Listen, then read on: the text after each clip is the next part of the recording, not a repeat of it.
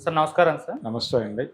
Sir megastar Chiranjeevi గారు ఆ మధ్య కాలంలో 'బ్రహ్మానందం' అనే ఈవెంట్‌లో వారసత్వం పైన చేసిన కామెంట్స్ అనేవి ఏ స్థాయిలో ఆయన పైన విమర్శలకు గురి చేశాయో మనకు తెలిసిందే.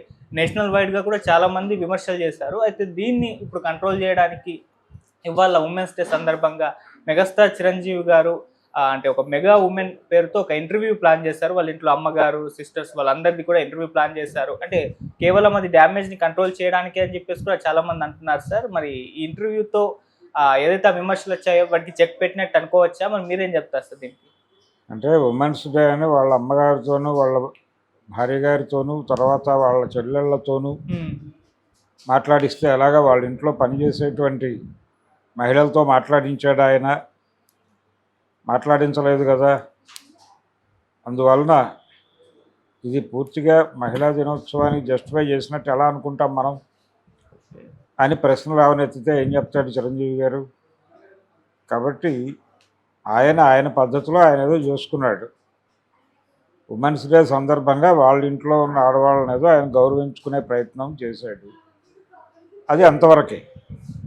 అయితే గతంలో ఆయన ఎప్పుడు అంటే వారసత్వం గురించి మాట్లాడుతూ ఆయన లెగసీ కొనసాగాలంటే మనవడు ఉండాలి, లేకపోతే రామ్ చరణ్కి కొడుకు ఉండాలి అని కోరుకున్నాడు.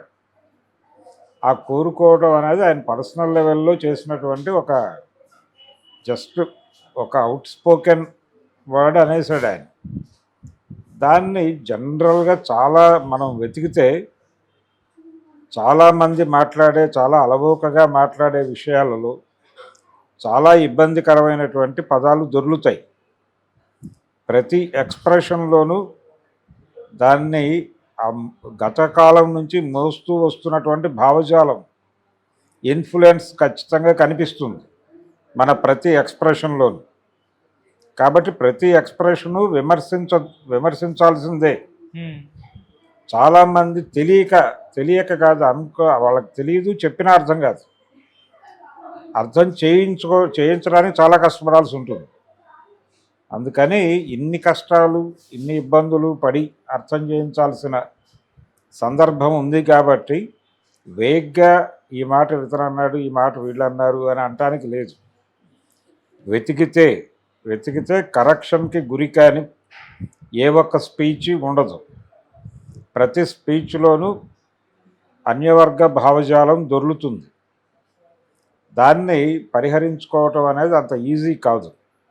అందుకని చిరంజీవి గారు ఆ రోజున వారసత్వం గురించి మాట్లాడింది, కొడుకు పుడితే బాగుండేది, మన లెగసీ కొనసాగేది అనే ఒక ఆకాంక్షగా ఆయన చేసినటువంటి ప్రకటన.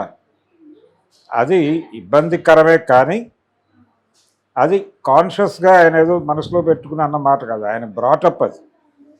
ఆయన బ్రెయిన్లో అలా నడుస్తూ ఉన్నటువంటి భావజాలం. ఆ భావజాలం మీద క్రిటిసిజం ఉండాలి, కానీ వ్యక్తుల మీద క్రిటిసిజం చేయటం వలన ప్రయోజనాలు ఉండవు. ఇది ప్రాపర్గా అర్థం అవ్వాలి. వ్యక్తుల మీద దాడి చేస్తే ఎలా ఉంటుందంటే వాళ్ళు నెమ్మదిగా ఐసోలేట్ అవుతారు. అంటే ఏం మాట్లాడినా ఇష్యూ చేస్తున్నారు అనే వైపు వెళ్తుంది, ఏం చేసినా ఇష్యూ చేస్తారు అని. అందుకనే ఇప్పుడు వెతకాలనుకుంటే ఆయన వాళ్ళ ఇంట్లో ఆడవాళ్ళతో మాట్లాడించాడు, వాళ్ళ ఇంట్లో పని వాళ్ళతో మాట్లాడించాడా? ఆయనకి శ్రామిక వర్గ దృక్పథం లేదు. వీళ్ళందరి కష్టాలు భరిస్తోంది వాళ్ళు కదా.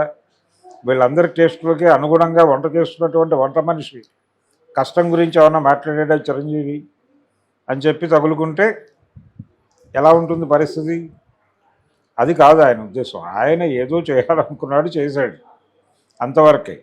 ఏదైనా ఇష్యూ జరిగినప్పుడు మనం దాన్ని రైజ్ చేసి మాట్లాడితే అప్పుడు అర్థమవుతుంది వాళ్ళకి. ఇష్యూ లేకుండా ప్రతిదీ చూడటం అంటే దాన్ని అంటే ఆ రోజున అలా మాట్లాడటానికి కడుక్కోవడానికి ఇచ్చేసాడు అని పోల్చక్కర్లేదు.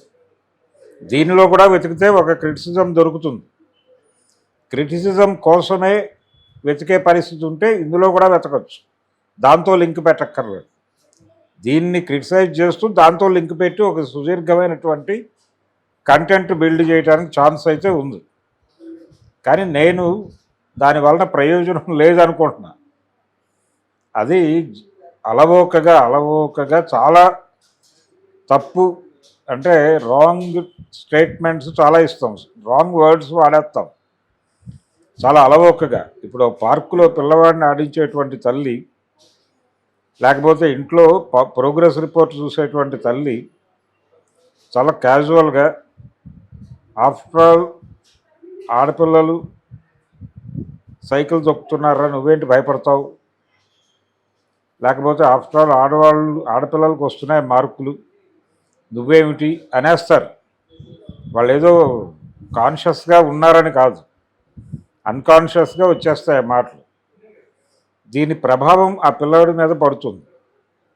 వాడి బుర్రలో ఆఫ్టర్ ఆల్ ఆడపిల్ల అనేది రిజిస్టర్ అవుతుంది. అది నెమ్మదిగా పెరిగి మానవుతుంది. ఆ మానవులు తర్వాత మాట్లాడటం మొదలు పెడతాయి. ఒక్క ఆడుది అన్న టోన్లో మాట్లాడటం మొదలు పెడతారు. సో ఈ విత్తనాలు వేసేది కూడా ఆడపిల్లలే. ఆ తల్లి కావచ్చు, వాడి సిస్టర్ కావచ్చు, ఎవరో ఒకళ్ళు. అంటే మనకు తెలియకుండానే మనం దోపిడీ భావజాలాన్ని మోస్తున్నాము, దాన్ని పక్క వాళ్ళ మీద బట్వాడా చేస్తున్నాం, పక్క వాళ్ళ మీద ప్రభావం వేసే లెవెల్లో మాట్లాడేస్తున్నాం. కాబట్టి ఎవరికి వాళ్ళు ఎప్పటికప్పుడు రెక్టిఫై చేసుకోవాలంటే ముందు వాళ్ళకి సమాజం అర్థం కావాలి. సమాజం ప్రాపర్గా అర్థమైనప్పుడు మాత్రమే ఇలాంటి మాటలు రాకుండా మాట్లాడటానికి కనీస ప్రయత్నం జరుగుతుంది.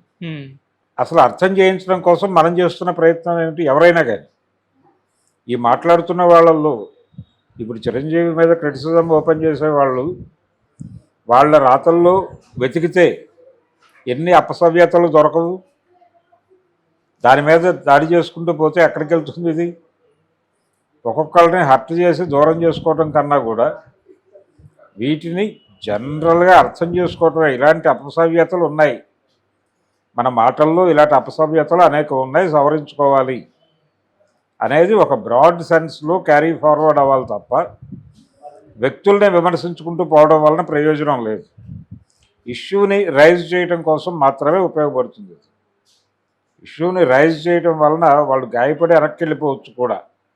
ఆయన ఏదో చేశాడు, దాన్ని తీసుకెళ్ళి ఇంకెక్కడో మాట్లాడిన దాంతో లింక్ చేసి ఇంకో కంటెంట్ బిల్డ్ చేయటం అనే దాని మీద క్యూరియాసిటీ చూపించడమే ఒక అపసవ్యత. ఈ అపసవ్యతకి అనేక ఆధారాలు ఉంటాయి. అంటే అతనిలో ఆ భావజాలం ఉంది అనేది మీరు గుర్తించారు ఒకప్పుడు, అది అలాగే క్యారీ ఫార్వర్డ్ అవుతుంది. ఇంకా దాని గురించి వింతగా విచిత్రంగా మాట్లాడుకోవడానికి ఏముంటుంది? అందుకని అందరి మైండ్ సెట్ మారాలి. మనం మన మాటల్లో ఎవరిని కించపరుస్తున్నాం, ఎవరిని మనం తోలనాడుతున్నాం, లేదు మనం అప్రిషియేట్ చేస్తున్నప్పుడు ఆ ఏరియాలో ఉన్నటువంటి మిగిలిన వాళ్ళని ఎవరిని ఉపేక్షిస్తున్నాం, ఎవరిని పక్కకి నెట్టి మాట్లాడుతున్నాం అనేది ప్రతి ఒక్కడికి ఎప్పటికప్పుడు నిరంతరం మనసులో ఉండాలి.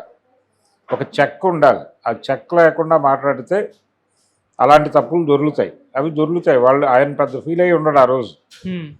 పైగా ఈ మాట్లాడిన వాళ్ళ మాటలన్నీ విని ఉంటాడు ఆయన. విని నేనేదో మాట్లాడాను, వీళ్ళకెందుకు ఇంత పిచ్చిగా మాట్లాడుతున్నారు అని కూడా సిల్లీగా ఉంది ప్రపంచం అనుకునే ప్రమాదం ఉంది అనుకుని ఉంటాడు కూడా ఆయన. ఇప్పుడు మనం ఇది మాట్లాడినా సిల్లీగా ఉందనే మాట్లాడుకుంటాడు ఆయన. సో ఇలాంటి సిల్లీ విషయాల మీద సీరియస్ విషయాలుగా